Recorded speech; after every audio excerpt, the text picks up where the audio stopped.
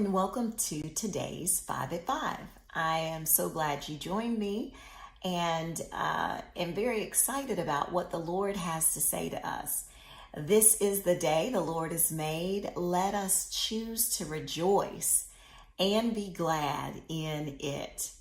I want to read a very familiar verse in Proverbs 4:23. It says, above all, guard your heart, for everything you do flows from it. Above all, guard your heart, for everything you do flows from it. I was thinking about a saying that we've heard repeatedly: you are what you eat. I know I've heard that, you've heard that. You are what you eat. And we talk about this often with physically what we're eating. We are what we eat, and our health often follows and has a correlation with the things we consume. And so as I was thinking about guarding our heart, how do we guard our heart? That when I hear guard, it makes me know that this is not a passive action. This is something that is intentional. This is proactive. This is on purpose. And this takes work to guard your heart. I believe and know that we are truly shaped by what we consume. You are what you eat. We're shaped by what we consume. And if we're going to guard our heart, we have to be aware of what can impact our heart. Like, why is this so critical to guard our heart? Because we are what we eat and we're shaped by what we consume. So here I would like us to consider, what are we consuming? What are we taking in? What are we consuming? And how do we consume? Well, first of all, I'd like to suggest we consume with our eyes. We consume with our eyes. It's what we see. It's what we watch. It's what we pay attention to. And so let me ask you, what are you consuming as you watch television? What are you consuming? What are your eyes taking in? When you go shopping, when you go to the store, what are you paying attention to?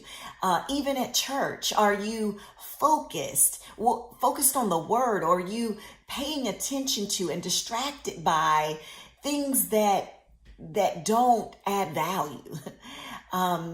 What are you being shaped by? We have to be very careful what we allow our eyes. Our eyes are a gate, and we have to guard that gate. But not only what is it that we are consuming with our eyes, but what are we consuming with our ears? What are we listening to?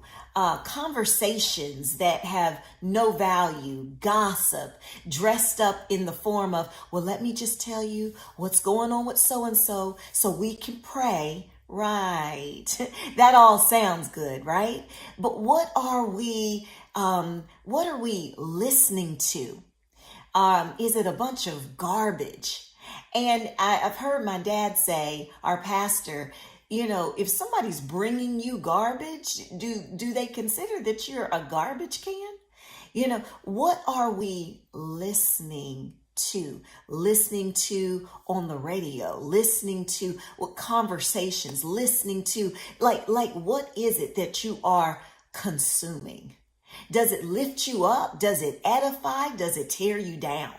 Does it give you joy, or does it burden you? What are you taking in? Your ears are a gate. We have to guard, because above all, guard your heart, for everything you do flows from it. We have to guard this mind. right? Because we can be taking in and consuming memories from the past. Somebody offended you, somebody hurt you, somebody you thought you had forgiven, but here come those memories into our minds. Our minds, we have to guard our minds, because everything, above all, guard your heart, for everything you do flows from it. We have to be mindful.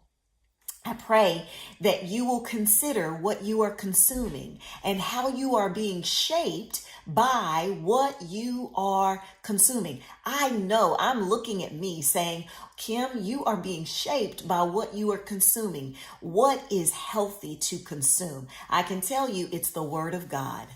The Word of God, it will not change. It will not return void. The Word of God, it is alive and active. The Word of God, it is good, sweet.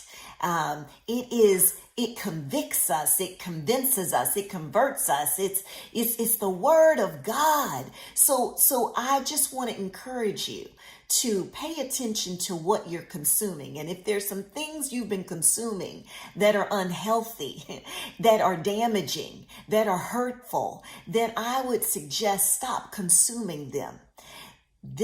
We have to protect our gates, our ears, our eyes, our mind. Protect what even you're taking in your mouth. Well, I pray you'll think on this and meditate on this. Remember, this is not just for you. We are not blessed just to be blessed. We're blessed to be a blessing. Share it with someone else. Because when we are a blessing to others, we bring glory and honor to God. And that's what it's all about.